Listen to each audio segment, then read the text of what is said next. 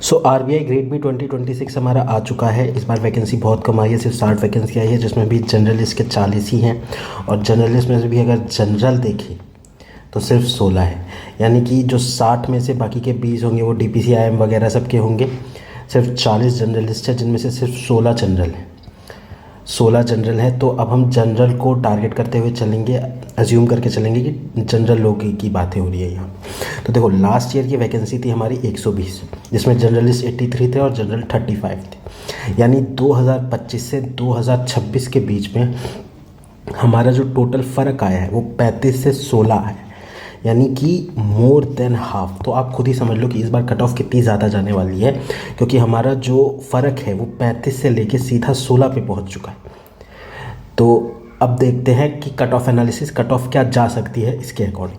तो देखो, cut off analysis में हम ज़्यादा पीछे तक नहीं जाएंगे। 2024, 2025 और एक्सपेक्टेड 2026, सिर्फ इन तीन को टारगेट करेंगे।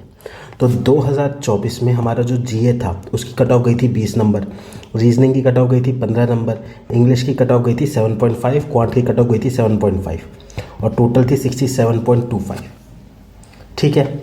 वहीं 2025 में जीए के थे 24, रीजनिंग के 18, इंग्लिश 9, क्वांट 9 और टोटल हमारा 77.50। यहाँ पे आप देखोगे कि यहाँ पे ये जो है कट ऑफ कम है, यहाँ पे ये कट ऑफ ज़्यादा है इसके कंपैरिजन में। तो ऐसा क्यों है? क्योंकि यहाँ पे जो पेपर है वो इजी आया था कंपैरेटिवली, जो कि इसमें 7.5 देख रहे हो, इसमें 7.5 देख रहे हो, यहाँ पे 9 दिख रहा है ना। यहाँ पे 20 है, यहाँ 24 है, 15 है, 18 है। तो पेपर पे भी डिपेंड करता है कि पेपर कैसा आया था, और सीटों पे भी डिपेंड करता है। बट इस बार जो हमारी सीट है, जो हमारी टोटल जनरल के लिए सीटें बची है वो 35 से हट के 16 हो गई है। तो यानी जब 35 था तो हमारे को 77.5 चाहिए था, तो अब 16 हो गई है, मोर देन हाफ हो गया है। तो उसमें हमें कितना चाहिए होगा वो एक्सपेक्ट करते हैं। देखो, जीए में अगर आप पिछले बार 24 कट ऑफ गई थी, तो इस बार 32 से 35 के बीच में जा सकती है। It is very possible. ठीक है। सेम गोज़ फॉर रीजनिंग में 18 है तो 25 तक जा सकती है, इंग्लिश में 9 है तो 15 जा सकती है, क्वांट में 9 है तो 15 जा सकती है। ये नंबर बहुत बड़े लग रहे होंगे, but you have to understand कि सिर्फ 16 सीटें हैं, और इन 16 सीटों पे जितने बच्चे बैठे उनका कंपटीशन कितना ज़्यादा होगा। एक जो कर्व होता है, हमेशा आप सबने सुना होगा कि एक कर्व होता है, उस कर्व के बाद जो होती है उसकी कट ऑफ हमेशा यहाँ होती है। अब जो है इस बार जो ये कर्व आएगा, उस बार की कट ऑफ यहाँ आएगा। और ये जो कर्व आप देख रहे हो ना, ये जो कर्व आप देख रहे हो, ये यही कर्व है, ये यही है जो इंग्लिश में आपको 15 लाने पड़ेंगे, क्वांट में आपको 15 लाने पड़ेंगे। दीज आर वेरी जीए में आपको 35 लाने पड़ेंगे, रीजनिंग में 25 लाने पड़ेंगे। ये करना पड़ेगा, जो कि तभी हो सकता है। तो हमको कोई मैं ज़बरदस्ती का ये नहीं करेगा कि 10 ही आने चाहिए, 12 ही आने चाहिए, 15 ही आने चाहिए। बट आपको एक टारगेट लेके चलना है कि क्वांट में आपको 15 लाने हैं, इंग्लिश में 15 लाने हैं, रीजनिंग में 25 लाने हैं और जीए में 35 लाने हैं। और कुल मिला के इन सबको जब आप टोटल करोगे तो आपका स्कोर 100 आ जाता है। अगर आप 100 ले आते हो तो आई डोंट थिंक आप कितनी भी कट ऑफ जाए, कितना भी कुछ पेपर जाए, आपका कुछ ख़राब होगा, आपका कोई कुछ बिगाड़ पाएगा, आपकी कट ऑफ कम हो पाएगी, आपके मार्क्स कम आएंगे कट ऑफ से। ठीक है। 100 का टारगेट लेके चले। अब दैट ऑब्वियसली डिपेंड्स कि पेपर इसी लेवल का आए, 2024-2025 के लेवल का। अगर पेपर बहुत ज़्यादा हार्ड आ गया तब तो ऑब्वियसली बात है ये कट ऑफ भी गिरेगी। बट हम इस ट्रेंड को एनालाइज करते हुए एक्सपेक्ट कर सकते हैं कि इस बार ये कट ऑफ जाएगी और हमें इस कट ऑफ के अकॉर्डिंग पढ़ना है। तो देखो, पॉसिबिलिटी क्या है कि ये तो मतलब हवा की बातें लग गई कि 9 से 15, 18 से 25, 24 से 35 कैसे आएंगे, क्यों आएंगे। तो उसकी एक पॉसिबिलिटी हम डिसाइड करेंगे कि what is the possibility of scoring that. देखो, जीए में 35+ लाना, आप अभी कुछ भी स्कोर कर रहे हो, पॉसिबल है। जीए इज़ समथिंग जो कि इन 15-20 दिनों में किया जा सकता है, 35 स्कोर करना। इसमें भी आपको बताऊंगा कि कैसे क्या करना है, बट इट इज़ पॉसिबल जीए में लाना। रीजनिंग में अगर आपको 25+ लाने हैं तो ये तभी पॉसिबल है जब आपके 12+ अभी आ रहे हैं, आपके अभी 2 या 4 नंबर आ रहे हैं। तो कंपैरेटिवली रीजनिंग में 25+ लाना इज़ नॉट पॉसिबल। आपको सब कुछ सीखना पड़ेगा, आपको पजल सीखने पड़ेंगे, आपको जो है डायरेक्शन सीखने पड़ेंगे, आपको ब्लड रिलेशन सीखने पड़ेंगे, आपको सिलोजिज्म सीखने पड़ेंगे। ये सब आपको जो है 20 दिन में हो सकता है, बट बाकी सब चीज़ें भी तो है, जीए भी तो है, क्वांट भी तो है, इंग्लिश पे भी तो है, इतना पॉसिबल। हाँ, लेकिन आप 12 प्लस ला पा रहे हो, आप पजल कोई नहीं भी सॉल्व कर रहे हो तो भी ये 12 प्लस आसानी से आ जाते हैं रीजनिंग में, अगर आप ट्राई करोगे तो अगर आप 10-12 के आसपास स्कोर ला रहे हो रीजनिंग में, तो आपके 25 प्लस लाना अगले 20 दिन में पॉसिबल है। So we are going to target कि जो भी बंदा 10-12 के आसपास नंबर ला रहा है वो 25 प्लस तक पहुँचे।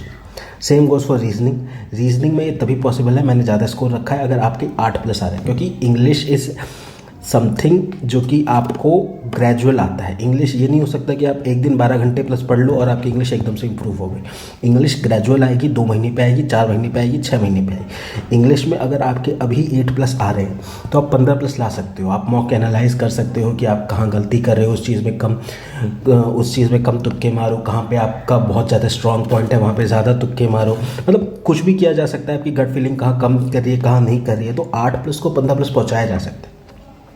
लेकिन अगर आपके 2 आ रहे हैं, लेकिन अगर आपके 4 आ रहे हैं, फिर आप कहो कि मैं 20 दिन में 15 प्लस ले आऊँगा, तो ये इंग्लिश में पॉसिबल नहीं है।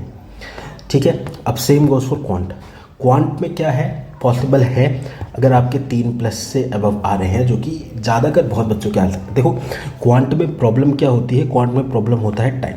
25 मिनट का जो टाइम होता है, अगर उसमें आप 3 प्लस ला रहे हो तो आप 15 प्लस ला सकते हो अगर आप मेहनत करो तो, और जो मैं स्ट्रैटेजी बोल रहा हूँ उसको फॉलो करो तो। ठीक है, so we are going to target all of this 35, 25, 15, 15 इनको टारगेट करना है हमको। और ये कौन कौन टारगेट करेगा ये मैंने बता दिया है। 12 प्लस आ रहे हैं, 8 प्लस आ रहे हैं। ऑब्वियसली आप इससे कम ला रहे हो तो मैं ये नहीं कह रहा कि आपके नहीं आएंगे, but it is going to be very hard अगर इससे कम आ रहे हैं आपके मार्क्स। सो लेस अब ये चीज़ कैसे होगी इस पर फोकस करते हैं। ये तो बता दिया कि मैंने कौन कर सकता है, कैसे कर सकता है, कैसे होगा इस पर फोकस करते हैं। देखो एग्ज़ाम है हमारा फेज़ 1 का 13 से 14 जून के बीच में। ठीक है, 13-14 जून को होगा, और जो फेज़ 2 होगा वो 25-26 जुलाई होगा। अब जो कंपटीशन और कट ऑफ है वो सेम लास्ट ईयर का होगा फेज़ 2 के लिए, है ना, क्योंकि जितना भी जो ये सीटें कम हुई है उसका इम्पैक्ट हमेशा फेज़ 1 पे ही पड़ेगा, क्योंकि फेज़ 2 में तो इम्पैक्ट पड़ेगा ही नहीं। फेज़ 1 क्योंकि ये जो सीटें उठाएंगे फेज़ 2 के लिए वो एग्जैक्ट वही करेंगे कि जितने सीटें हैं उसमें से 10 गुना ज़्यादा उठा लेंगे, 7 गुना, 15 गुना, जो भी इनका अपना मैथ है फेज़ 2 के लिए एग्जैक्ट वही चीज़ रहेगी। उतने ही बच्चे इस साल बैठेंगे फेज़ 2 के लिए सीटों से ज़्यादा जितने पिछले साल बैठे थे। But phase one is the deciding factor जहाँ पे प्रॉब्लम आएगी, इसीलिए हमको फेज़ 1 के लिए वरी करना है, अभी फेज़ 2 के लिए कुछ नहीं सोचना है। फेज़ 1 में इस बार बहुत तगड़ा कंपटीशन होगा, बहुत ज़्यादा कट ऑफ आएगी, तो फेज़ 1 के लिए करना है। तो अभी के लिए अभी देखो मैं इन सब का ना एक हर सब्जेक्ट का एक वीडियो बनाऊंगा कि कैसे क्या करना है, कैसे क्या अचीव करना है। क्वांट के लिए अलग से वीडियो बनाऊंगा, रीजनिंग के लिए अलग से बनाऊंगा, इंग्लिश के लिए अलग से बनाऊंगा, सबके लिए अलग से वीडियो बनाऊंगा कि आपको कैसे क्या अचीव करना है। लेकिन अभी के लिए जो चीज़ें आपको डेली करनी है, जो कि मस्ट है, उस पर फोकस करते हैं। सबसे फर्स्ट फेज़ 1 मॉक करना ही करना है। कुछ नहीं कि मेरी इंग्लिश स्ट्रांग है, रीजनिंग वीक है, फलाना ठीक है, अभी मेरे मॉक्स, अभी मेरा जीए ख़त्म नहीं हुआ है, अभी मेरी रीजनिंग के फलाना टॉपिक रह रहा है, क्वांट में ये नहीं खबर नहीं। कंप्लीट आपको पेपर टाइम मॉड्यूल के हिसाब से करना ही करना है। कोई एक मॉक सीरीज़ ले लो, आप ऑलिव बोर्ड ले लो, प्रैक्टिस मॉक ले लो, आप CGB का ले लो, एडुटैब का ले लो, 50 हैं, कोई सा भी उठा लो और आपको एक कंप्लीट करना ही करना है पूरा मॉक टाइम लिमिट के अकॉर्डिंग। ठीक है, सेकंड आपको स्पीड मैथ्स करनी है। स्पीड मैथ्स में आपके क्या आ जाते हैं, स्पीड मैथ्स में आपका जो है क्वाड्रेटिक आ जाएगा और नंबर सीरीज़ आ जाएगा। क्वाड्रेटिक और नंबर सीरीज़ आपको आधे घंटे करनी है। और एक चीज़ का मैं कहूँगा कि फोकस करना है कि वर्बल करना है इस चीज़ को, मतलब बिना पेन उठाए आपके सामने दी हुई है शीट, आपके सामने क्वेश्चन दिया हुआ है, आप मन में एनालाइज करो कि हाँ इनके बीच में इतने का गैप है, अगले के बीच में इतने का गैप है। तो आप देखोगे कि अगर आप ये चीज़ 10 दिन करोगे ना तो 11वें दिन आपकी स्पीड मैथ की स्पीड बढ़ जाएगी। क्योंकि पॉइंट तो वही है ना, स्पीड बढ़ाना पॉइंट है। पॉइंट ये थोड़ी हमें नए नए क्वेश्चंस करने हैं, हमें रटना है बैठ के। पॉइंट है स्पीड बढ़ाना। स्पीड कैसे बढ़ेगी, स्टार्टिंग के 3-4 दिन प्रॉब्लम आएगी, जब आपका दिमाग में वो चीज़ बैठेगी नहीं, लेकिन जैसे ही 10-12 दिन आप ये रेगुलर करोगे वर्बल, वर्बल बिना पेन उठाए बिना कुछ करे, तो ये स्पीड मैथ आपकी इंप्रूव होने लगेगी। इस पर फोकस करना है। सेकंड इज डीआई करनी है, 2 डीआई रोज की करनी है। और ये जो मैं स्पीड मैथ, ये जो मैं डीआई बता रहा हूँ, ये आफ्टर फेज़ 1 का मॉक देने के बाद ये सब काम आपको करना है, ठीक है। आरबीआई लेवल का करना है या पीओ मेंस लेवल का करना है। यूट्यूब पे बहुत ज़्यादा कोचिंग वगैरह सब अवेलेबल कराते हैं, आपको मटेरियल की कमी नहीं होगी, आराम से ढूंढ लेना, मिल जाएगा। अब फिर आते हैं जीए पे। कब से कब तक का जीए करना है? मार्च से करना है जून तक का। फरवरी में तब जाएंगे जब हमारा मार्च से जून तक एकदम कंठस्थ से हो जाएगा। ऐसा हो जाएगा कि अब हमें इससे कोई भी क्वेश्चन पूछ लो, हमारे मार्क्स नहीं कटेंगे, ठीक है। जीए मार्च से जून करना है, कोई ज़बरदस्ती का आगे पीछे नहीं जाना है। आरबीआई और सेबी के सर्कुलर समेत जनवरी से करने हैं। बस इन पे अभी के लिए फोकस करो। बाकी मैं इन सब सब्जेक्ट्स की जो वीडियो है वो मैं आपको अनदर वीडियो में इन सब सब्जेक्ट वाइज सारी वीडियो बनाऊंगा, आपको अच्छे से सब कुछ एक्सप्लेन करूंगा। लेकिन अभी के लिए जो हमारा टारगेट है वो ये सारा टारगेट है, इन पे फोकस करना है। एंड दिस इज़ योर 13 से 14 जून तक हमारा एग्ज़ाम होगा।